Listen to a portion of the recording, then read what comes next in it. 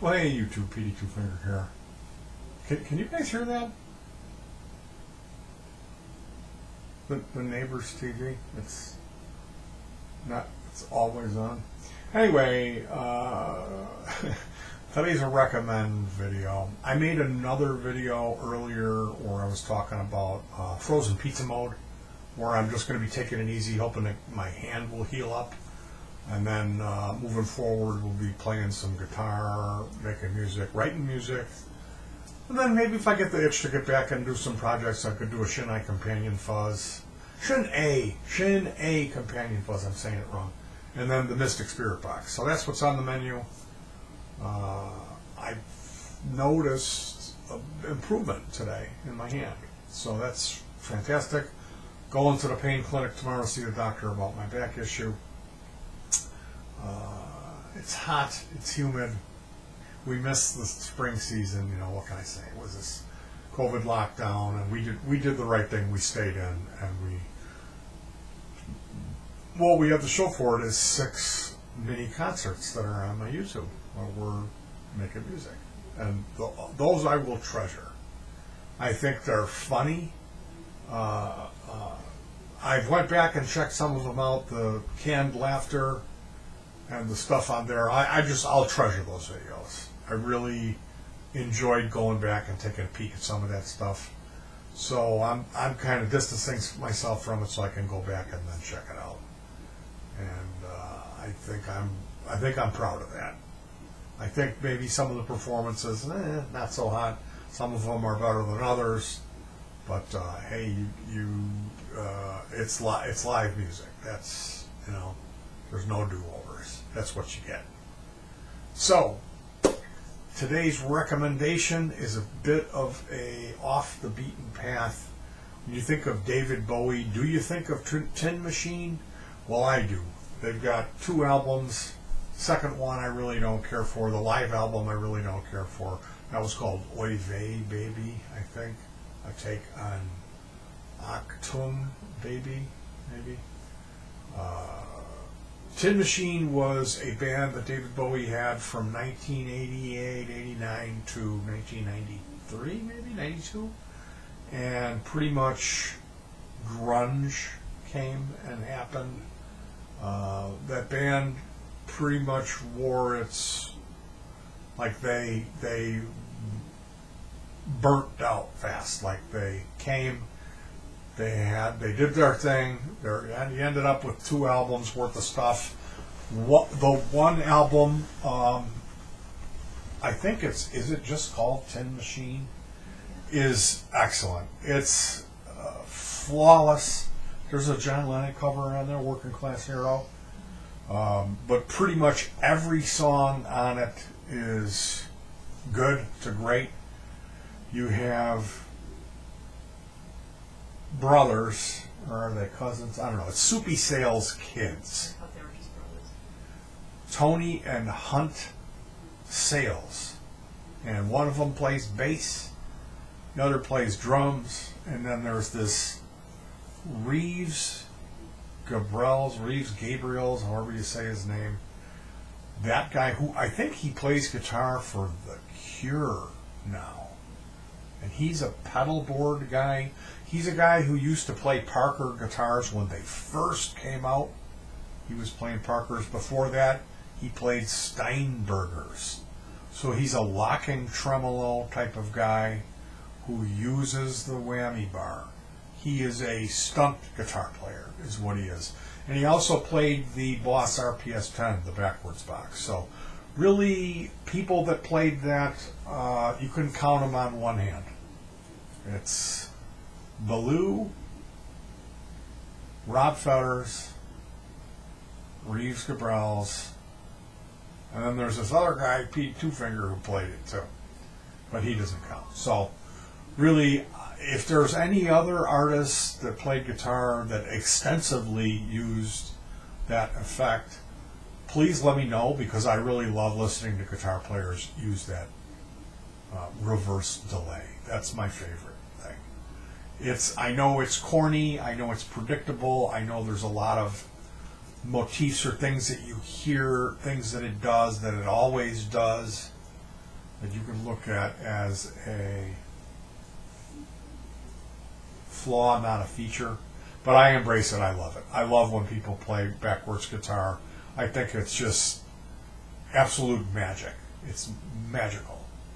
And Reeves Gabriels, however you pronounce his name, I know he worked with Reverend guitars too when they first kind of came around, but he is a fearless guitar player who has an aggressive, very unique, almost percussive style. It's more angular and more kind of get the job done than any kind of like Stevie Ray Vaughan or Hendrix. Like, if I was going to have an influence, if I was going to pick somebody, man, I would love to be able to say I tried to copy Reeves Gabriel's guitar playing, because this guy is a superhero guitar player. He really is. And that's part of the charm of the band. The other part is Tony and Hunt Sales. They're lifers in the rock and roll game. They're real deal players, talented guys who can hold it down. And then David Bowie.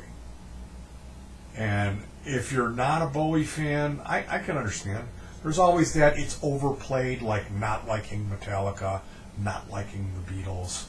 Certain bands that we hear all the time, or that level of perfection music that you come to expect almost. It's just taken for granted by bands like Pink Floyd, or, then you have like the Grateful Dead. My wife's thing was they sound like a normal band tuning up. But it's a 4.5 hour concert where I love the Dead. I don't have any of their recordings, but I saw them. Got to see them one time with Jerry Garcia in Chicago at the football stadium. But like I said, when you have this kind of overplayed, it's really easy to just not be able to take a band for granted, or not be able to really see the level of brilliance or the amazing output of work, because you're just whitewashed to it, And Bowie is one of those people where he was just kind of always there, and he was always great. Like, he really was. If you never saw Bowie, there's a thing that I can't really describe about him, which is a star power, star quality, and it doesn't really work on YouTube or on film. You kind of have to be in the room with the guy. We saw him on the Sound and Vision tour in 1990. They had the stage gauze that rolled over the front of the stage, and they could project on it. And you could see the projection, but you could also see through and see who was standing behind it. So they had like a close-up of his face, but he would be standing in it. And that tour, it was like Adrian Belew was on guitar, but he was also the musical director. And so it was very much, Belew had tried to take it was David Bowie's top hits of his career.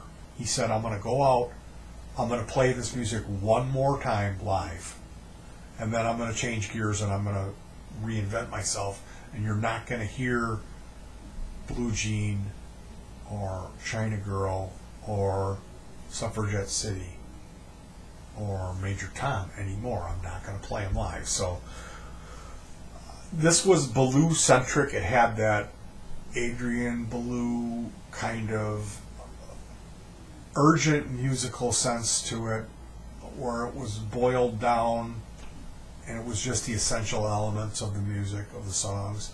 It wasn't an orchestra.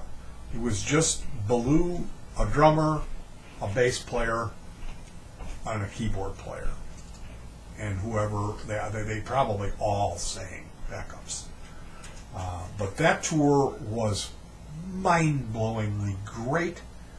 seeing David Bowie was like seeing a superhuman, an alien from another planet. It was like he had this magnetism, this star power. It was like, I can't believe that's David Bowie. Like, I was just I was starstruck. I was completely like, kind of like when I saw Paul McCartney, but more. It was like Bowie was like, he was the only really true rock star that I ever saw. So this is Tin Machine. Bowie had kind of wore out his welcome. He had 3 radio hits. China Girl, Let's Dance, China Girl, and then Modern Love. And they played those songs on the radio ad nauseum. Then he did this annoying cover with Mick Jagger. It was very homoerotic, where Mick was like dancing around and putting his tongue a little too close to Bowie's ear, and they're both kind of making eyes at each other in this video, and it was just kind of annoying. Then he did a Pepsi commercial. Then he did a duet with Tina Turner, and it was like Bowie was kind of becoming a pop idol for a while there.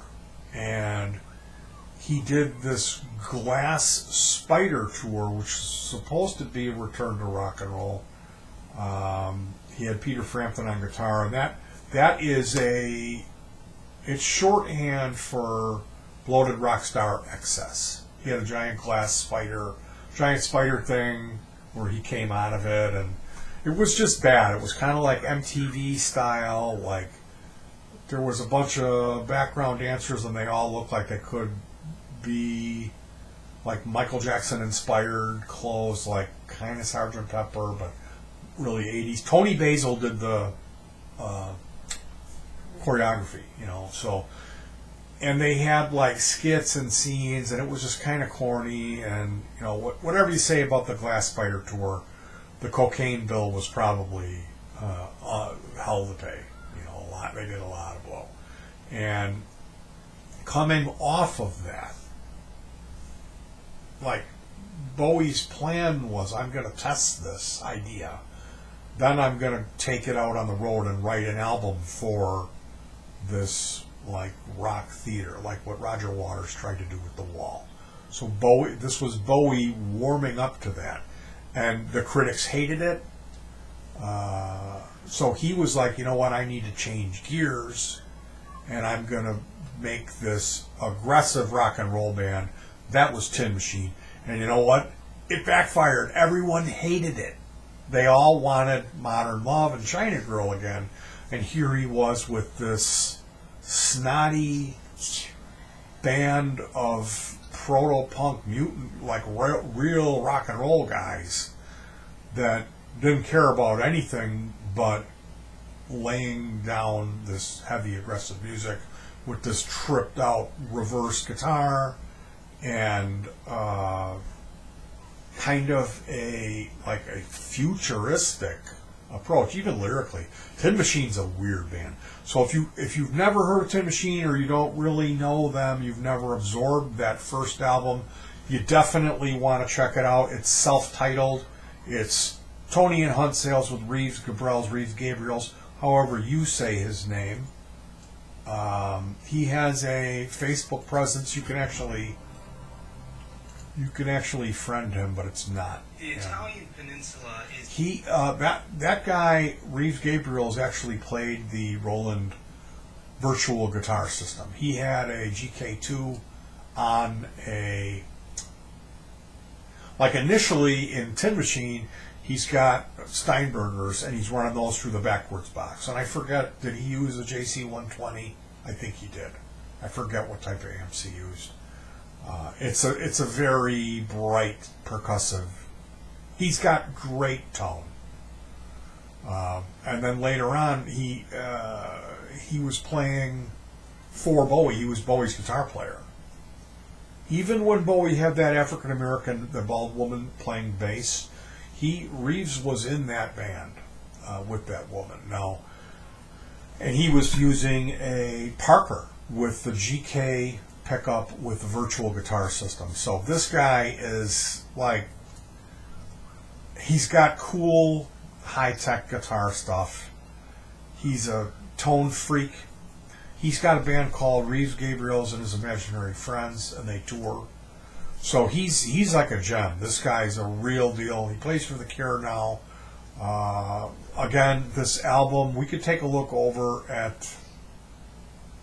I had it open. How come it's gone now that I'm making the video? I'll just type Tin Machine. And Tin Machine is love 'em or hate 'em. It really is. If you look it up, there's a 13-minute 9-track compilation, official video. There's an interview, which I'm going to check out in a moment. Then there's Wikipedia, the history of David Bowie and Tin Machine. You can read all about it. Their debut was May of 1989. The band was the latest venture of David Bowie, inspired by sessions with guitarist Reeves Gabrels. That's how you pronounce his name. Drummer Hunt Sales, bassist Tony Fox Sales formed the rest of the band with fifth member Kevin Armstrong providing rhythm guitar and a Hammond organ. And I think Bowie played sax on it too. And it's a back to basics albums with Bowie with hard rock sound and simple production, as opposed to his past 2 solo albums. Unlike previous Bowie bands such as the Spiders from Mars, Tin Machine acted as a democratic unit. And there's some demos that they did. Those have gone around in Switzerland and Montreal, and then finally back to Nassau.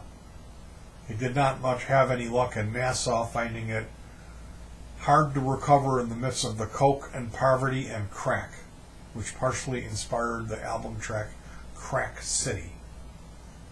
Bowie also claimed his own cocaine-addled past in the 70s as inspiration for the track. The songs, and if you don't know about Bowie's cocaine thing, there's some great drug stories with him in the book. Did he write that book, or was that his ex-wife? I don't. Yeah, some stuff with him, with witchcraft and just doing a little bit too much of the Peruvian marching powder and flipping out on it. They had a house with some pool that had a stain that looked like the devil, and he saw some stuff, which I don't know, man. I would almost be tempted to believe that it was true. But then again, if you're on a mountain to blow, maybe you're hallucinating, right? Anyway, yeah, Tin Machine, that's the band. It's an excellent album. I can't speak so much for their second album.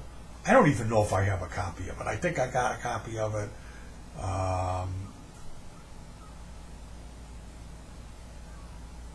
The live thing, I've heard it. I really just like that first album. But it's a gem of an album. I remember listening to Incesticide, which is this Nirvana album, and Tin Machine, first album, at the same time. I would put that on a loop and play those over and over while we would play this TurboGrafx video game called Military Madness, which is a strategy game, and that was the soundtrack to that. I can't recommend this band more. Definitely needs, if you're a fan of good music, definitely need to check them out. Although it's not stuff that it's gonna click the first time you hear it. You need to put it on for about a week, and then it'll hit you. All right, you guys, thanks so much for joining me, and I'll see you soon. Peace.